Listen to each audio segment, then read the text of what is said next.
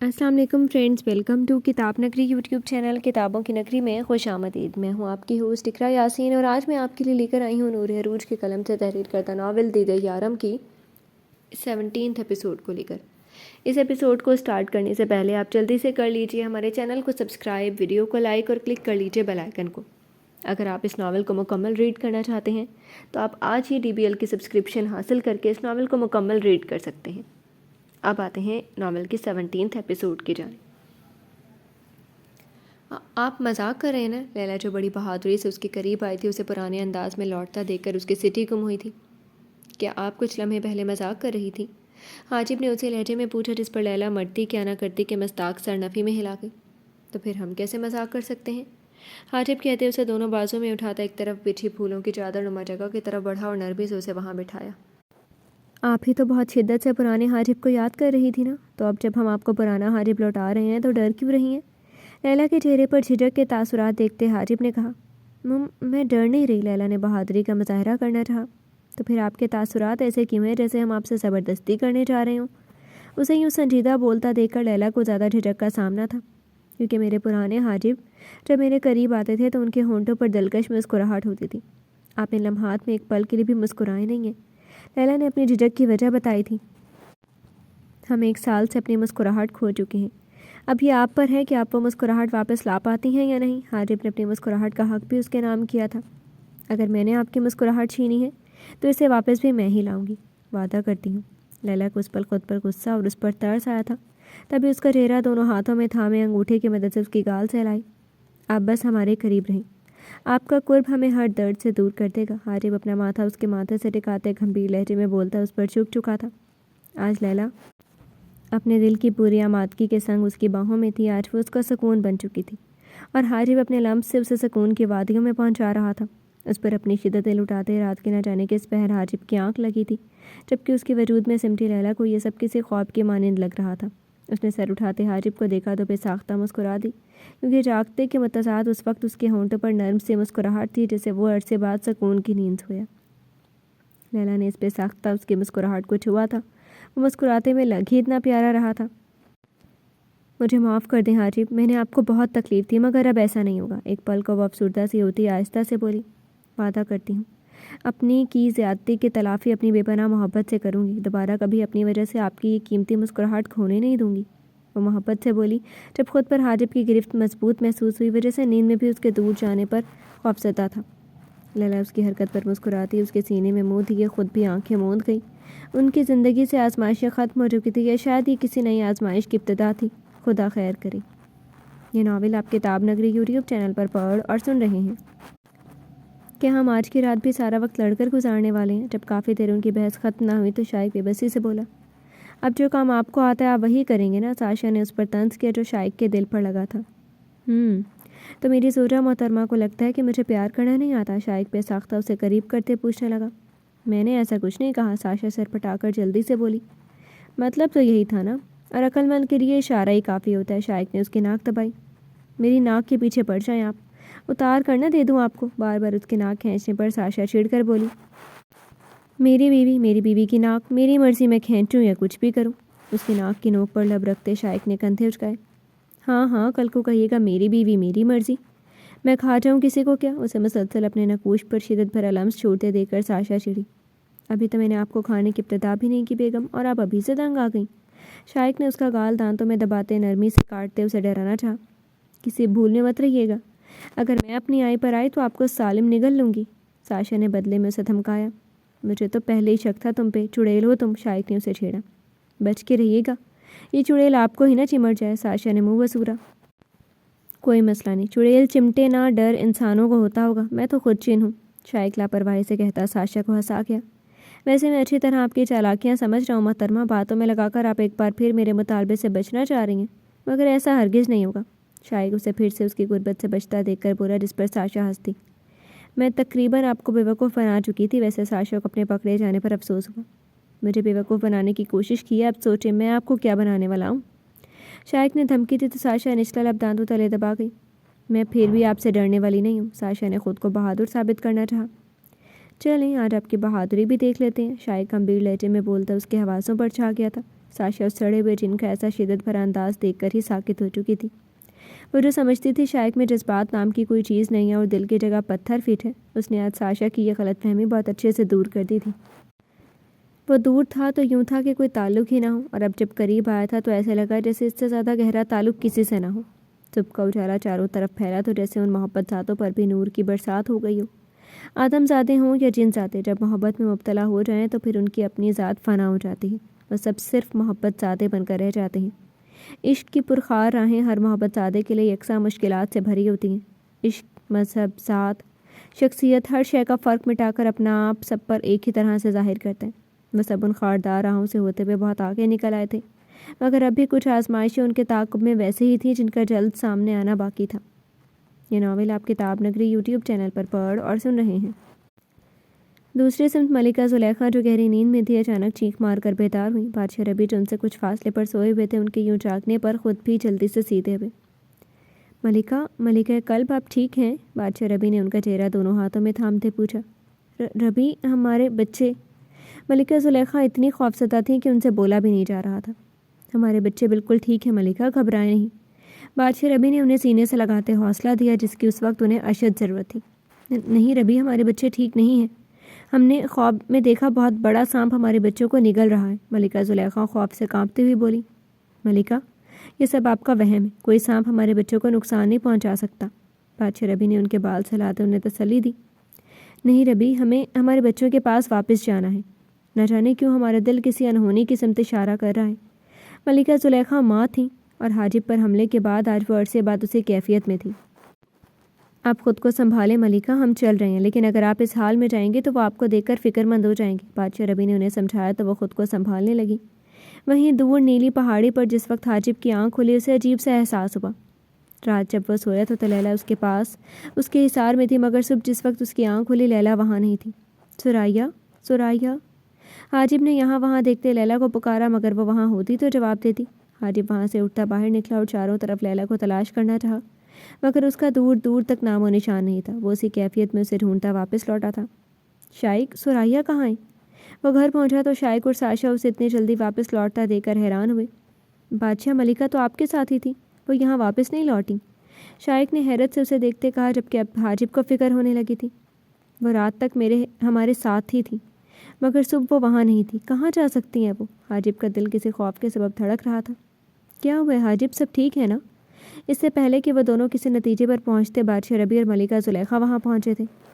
بادشاہ سلامت، ملکہ لیلا غائب ہیں، وہ رات تک بادشاہ حاجب کے ساتھ ہی مگر صبح سے لاپتہ ہیں۔ شائق نے انہیں ساری تفصیل بتائی۔ ہو سکتا ہے سرائیہ زمزمہ قبیلے گئی ہوں، حاجب نے خود کو تسلی دینا چاہی۔ نہیں حاجب، لیلا زمزمہ قبیلے نہیں گئی، ہمارا خواب سچ ہو گیا، وہ سانپ اٹھا لے گیا انہیں۔ ملکہ زلیخا نے نفرت بھرے لہجے میں کہا۔ کیا مطلب ماں، کون سا سانپ؟ حاجب نے حیرت سے پوچھا۔ اس وقت اس کا دماغ معاف ہو رہا تھا۔ وہی سانپ جسے بچپن سے دودھ پلا کر بڑا کیا ہم نے، وہ زہر خند لہجے میں بولی تو ایک پل کو وہ سب ساکت و جامد ہوئے تھے۔ یہ ناول آپ کتاب نگری یوٹیوب چینل پر پڑھ اور سن رہے ہیں۔ لیلا حواسوں میں واپس لوٹی تو خود کو محل میں پایا۔ اسے یاد تھا وہ حاجب کے ساتھ تھی، مگر وہ یہاں تک کیسے پہنچی کہ اسے بالکل اندازہ نہیں تھا۔ سامنے دیکھا تو جلال شاہی تخت پر بیٹھا تھا، جبکہ کچھ دور شہزادے شفیع کھڑے تھے اور ان دونوں کے سامنے ایک انسانی جادوگر بیٹھا آگ جلائے کوئی منتر پڑھ رہا تھا۔ مطلب وہ یہاں آئی نہیں، بلائی گئی تھی۔ کیوں بلایا مجھے یہاں تم نے؟ لیلا نے غصے سے جلال کو دیکھتے پوچھا۔ ارے اتنا غصہ بھابھی جی، آپ شاید بھول رہی ہیں کہ آپ کس کے سامنے کھڑی ہیں، جلال نے ٹھنڈے لہجے میں کہا۔ جانتی ہوں، میں ایک مکار، چال باز اور گھٹیا جنزادے کے سامنے کھڑی ہوں جو کسی بھی پل شیطان کا روپ دھار سکتا ہے، لیلا نے نفرت سے کہا۔ بھولے مت بھابھی جی، اسی گھٹیا اور چال باز شیطان نے آپ کی جان بچائی تھی، آپ کا قبیلہ بچایا تھا۔ جلال چلتا ہوا اس کے مقابل آ رکا۔ مجھ پر کیے اس احسان کا بدلہ تم سود سمیت وصول کر چکے ہو جلال شفیع، بلکہ اپنے کیے سے کچھ زیادہ ہی وصول کر چکے ہو، مگر تمہارے اندر کی شیطانیت ختم نہیں ہوئی۔ لیلا نے سرد انداز میں اسے دیکھا جو صرف دیکھنے میں ہی گھٹیا نہیں تھا، اس کی فطرت اس سے بھی زیادہ گھنونی تھی۔ تم نے میرا ساتھ دینے کا وعدہ کیا تھا لیلا شمون، مگر اس حاجب کے لوٹتے ہی تم نے اس کا ساتھ دیا اور میرے ہی آدمیوں کو مار گرایا، جلال نے غصے سے پوچھا۔ ہاں، کیونکہ میں جان چکی تھی کہ تم نے محض اپنے بدلے کے لیے مجھے استعمال کیا، میں نے تمہاری وجہ سے اپنی محبت کو دھوکہ دیا، لیکن اب اور نہیں۔ لیلا نے اس کی آنکھوں میں آنکھیں ڈالتے کہا۔ مجھے اب تمہاری مدد چاہیے بھی نہیں لیلا شمون، کیونکہ اب میں اپنے ہاتھوں سے اپنے پیارے بھائی کو ماروں گا، اور ایسا کرتے ہوئے مجھے بالکل افسوس نہیں ہوگا، جلال نے تمسخرانہ مسکراتے ہوئے کہا۔ خبردار جلال، اگر تم نے اب حاجب کو نقصان پہنچانے کا سوچا بھی تو میں جان سے مار ڈالوں گی تمہیں۔ لیلا نے اس پر حملہ آور ہونا چاہا جب اس جادوگر کے عمل نے لیلا کے ہاتھ پاؤں اندیکھی طاقت سے باندھ دیے۔ ہاں ہاں ہاں، تم کچھ نہیں کر سکتی لیلا شمون، ہم حاجب کو ماریں گے اور وہ مرنے کے لیے سر کے بل چل کر خود یہاں آئے گا۔ جانتی ہو کیوں؟ اس کی بے بسی پر جلال قہقہا لگاتے ہنسا۔ کیونکہ اس کی کمزوری میری مٹھی میں ہے۔ حاجب ربی کی جان جس طوطے میں قید ہے وہ طوطا اس وقت میری گرفت میں پھڑ پھڑا رہا ہے۔ اسے خود کو آزاد کروانے کو چھٹپٹاتا دیکھ کر جلال مزے سے بولا، ویسے ایک بات بتاؤں جلال؟ شہزادے شفیع نے ان کے برابر آرکھتے کہا۔ بتائیں نا بابا جان، ہماری بھابھی جان کے پاس ابھی وقت ہے، تب تک ان کسی بھی وقت آسانی سے گزر جائے گا۔ جلال لیلا کو جلانے کو بولا۔ اس کا باپ بھی اسی جیسا تھا، ضدی اور ہٹ درم۔ میں نے کہا اسے میرا ساتھ دے، مگر وہ ڈھیٹ بنا رہا بیچارہ، مگر اسی کے ہاتھوں اس کی محبت کو پامال کروایا میں نے۔ شہزادے شفیع کے انکشاف پر لیلا نے پھٹی پھٹی آنکھوں سے انہیں دیکھا۔ کیا؟ ہاں، تالیہ اور شمون کی محبت کے اس دردناک انجام کا ذمہ دار کوئی اور نہیں، میں تھا۔ شہزادے شفیع کے بتانے پر لیلا کا وہ حال تھا کہ کاٹو تو بدن میں لہو نہیں۔ وہ بہن تھی آپ کی؟ لیلا نے دکھ سے کہا، جس پر شہزادے شفیع کے چہرے پر زہرخند مسکراہٹ بکھر گئی۔ نہیں تھی وہ میری بہن، نہ ہی ربی میرا بھائی، میں بادشاہ سلیمان کے وزیر کا بیٹا تھا، جس کے مرنے کے بعد انہوں نے مجھے بے اولاد ہونے کے سبب گود لیا، مگر اپنی اولاد پا کر مجھے بھول گئے۔ آج لگتا تھا انکشافات کا دن تھا۔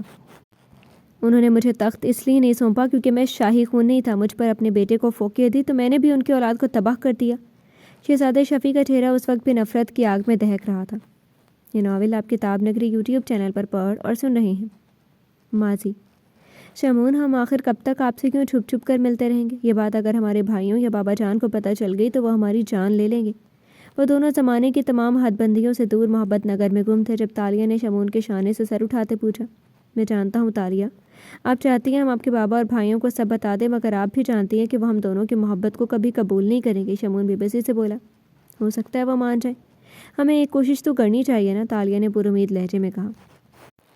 آپ کو علم ہے نا تالیہ کہ میں ایک عیسائی جن کا بیٹا ہوں اور آپ ایک مسلم گھرانے سے تعلق رکھتی ہیں۔ آپ کے گھرانے میں مذہب کو کتنی اہمیت دی جاتی ہے اس کا اچھی طرح اندازہ ہے آپ کو، پھر بھی آپ امید کر رہی ہیں کہ آپ کے بابا اور بھائی اپنی اکلوتی شہزادی کے لیے مجھے قبول کریں گے۔ شمون خوش فہم نہیں تھا، وہ اس دلکش شہزادی سے محبت تو کر چکا تھا، مگر جانتا تھا اس محبت کی منزل ہرگز آسان نہیں ہوگی۔ مانتی ہوں کہ آپ کے بابا ایک غیر مسلم جنسات ہیں، مگر آپ تو نہیں نا، آپ بہت پہلے اسلام قبول کر چکے ہیں اور اب ایک باایمان مسلمان ہیں۔ تالیہ نے اس کا ہاتھ تھام کر کہا۔ ہاں تالیہ، یہ سچ ہے، مگر ہمارا اعتبار کون کرے گا؟ اور ہمارے درمیان میں صرف مذہب کی دیوار ہوتی تو میں پھلانگ لیتا، مگر سب سے بڑی دیوار یہ ہے کہ آپ ایک اعلیٰ نسل سے تعلق رکھتی ہیں، کوہ کاف کی شہزادی ہیں، اور میں ایک غیر مسلم قبیلے کا فرد ہوں۔ شمون کو خود پر افسوس ہو رہا تھا، آخر کیوں وہ تالیہ کو اس راہ پر اتنی آگے لایا؟ تو کیا اس سب کا کوئی حل نہیں ہے؟ کیا ہماری محبت ہمیشہ یوں ہی بے نام رہے گی؟ تالیہ کے سوال پر شمون کے چہرے پر سوچوں کی پرچھائی ابھری۔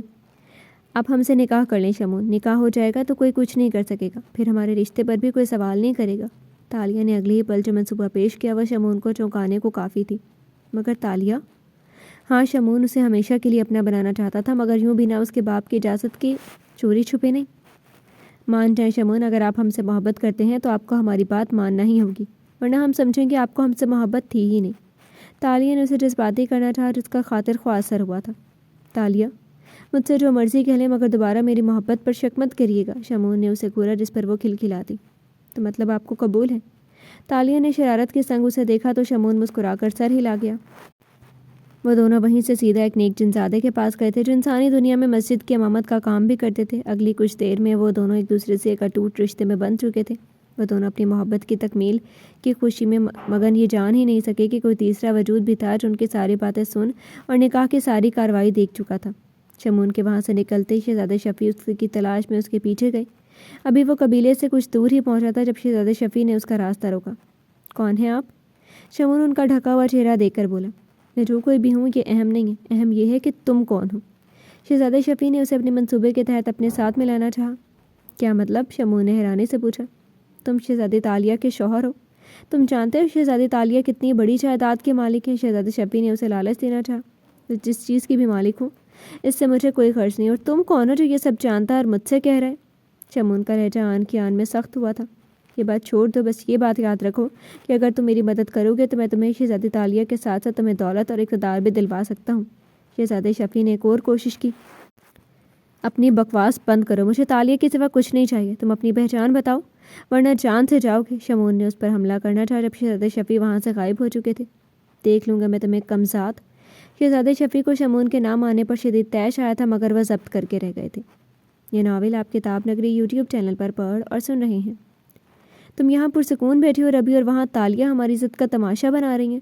شہزادے شفیع کو جب علم ہوا کہ شمون ان کی باتوں میں آنے والا نہیں تو انہوں نے نیا کھیل کھیلا، شہزادے ربی کو تالیہ کے خلاف کرنا چاہا۔ کیا کہہ رہے ہیں آپ بھائی؟ شہزادے ربی کے ماتھے پر ان کے لفظوں نے بل نمودار کیے تھے۔ ابھی اپنی آنکھوں سے دیکھ کر آیا ہوں، نہ جانے کس جنزادے کی باہوں میں تھی وہ۔ شہزادے شفیع نے لہجے میں دکھ بھرے تھے کہا تھا۔ بھائی؟ شہزادے ربی نہ جانے کیسے خود پر قابو پا سکے تھے۔ جانتا ہوں تمہارا خون کھول رہا ہے، میرا بھی ایسے ہی کھولا تھا جب اپنی بہن کو کسی غیر کے ساتھ ایسی حالت میں دیکھا تھا، مگر کچھ کر نہیں سکا۔ بابا کی عزت کا باہر تماشا نہیں بنانا چاہتا تھا۔ شہزادے شفیع نے انہیں قابو کرنا چاہا، وہ اپنا داؤ کھیل کر جا چکے تھے۔ تالیہ؟ شمون کے ساتھ حسین وقت گزار کر وہ ہمیشہ کی طرح سرشار سی واپس محل لوٹی جب شہزادے ربی کی آواز پر رک جانا پڑا۔ بھائی آپ؟ تالیہ خود کو سنبھالتی اس کی طرف آئی۔ ہم نے ہمیشہ آپ کو جان سے عزیز رکھا ہے تالیہ، آپ کی ہر خواہش بنا کسی اعتراض کے پوری کی، لیکن ہمیں افسوس ہے کہ آپ نے ہماری عزت کو بھرے بازار رسوا کرتے ایک لمحے کو بھی نہ سوچا۔ ربی کے لفظوں پر تالیہ بری طرح چونکی۔ بھائی کہ آپ کیا کہہ رہے ہیں؟ شہزادے ربی کے چہرے پر موجود سنجیدگی تالیہ کا دل ہلا رہی تھی۔ اگر آپ نے صرف محبت کی ہوتی تو ہمیں اتنا دکھ نہ ہوتا، مگر آپ اس محبت میں اتنی آگے نکل گئی تالیہ کہ ایک غیر شخص کو خود تک رسائی دے دی آپ نے۔ شہزادے ربی نہ جانے کیا دیکھ چکے تھے جس پر وہ اتنا غصہ تھے۔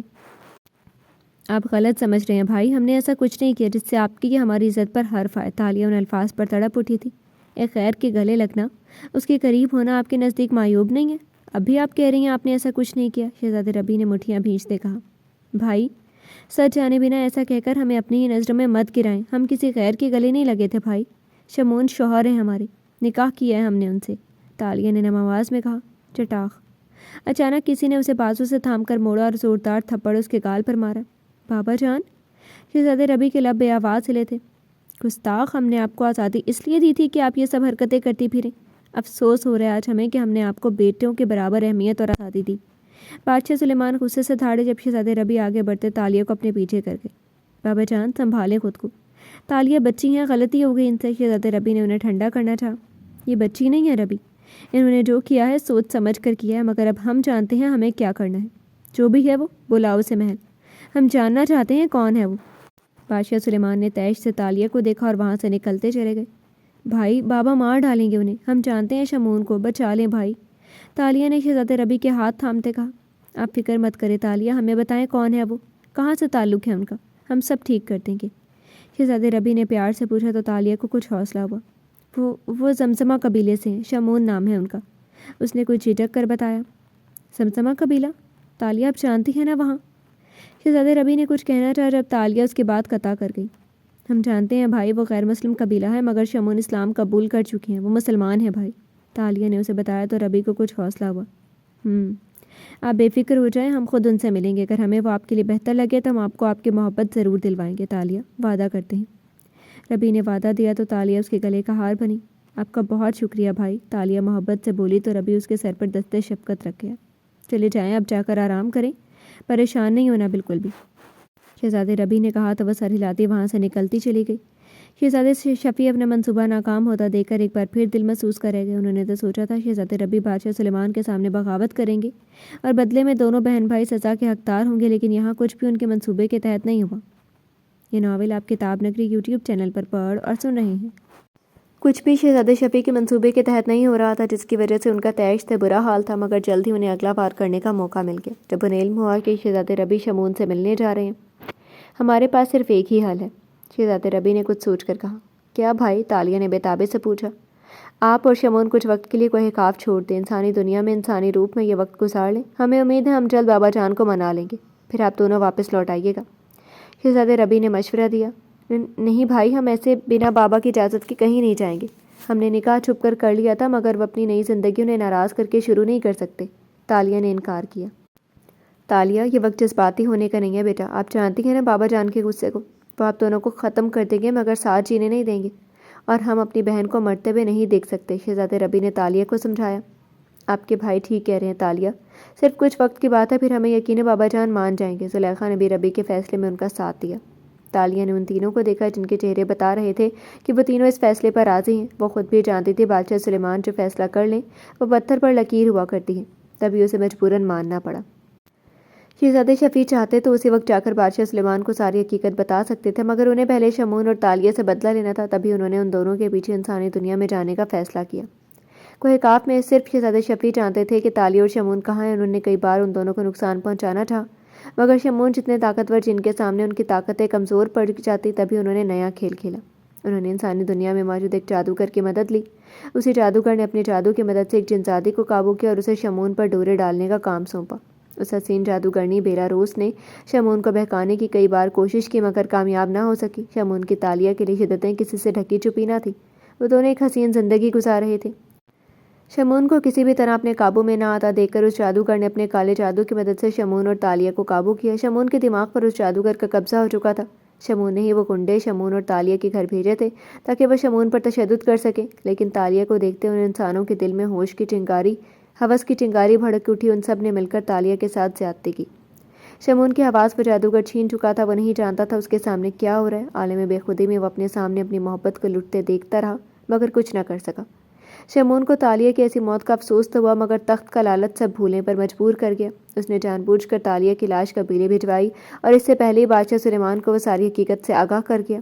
وہ چاہتا تھا بیٹی کی ایسی حالت دیکھ کر وہ ربی کو قصوروار سمجھے اور اسے تخت چھین لے، مگر بادشاہ سلیمان نے جوش کی بجائے ٹھنڈے دماغ سے کام لیا تو شہزادے شفیع ایک بار پھر بری طرح ناکام ہو کر رہ گئے۔ جی تو فرینڈز، کیسی لگی آپ کو آج کی ایپیسوڈ؟ کمنٹ سیکشن میں ضرور بتائیے گا۔ پھر حاضر ہوں گے ناول کے نیکسٹ ایپیسوڈ کے ساتھ، تب تک کے لیے اجازت دیجیے۔ شکریہ، اللہ حافظ۔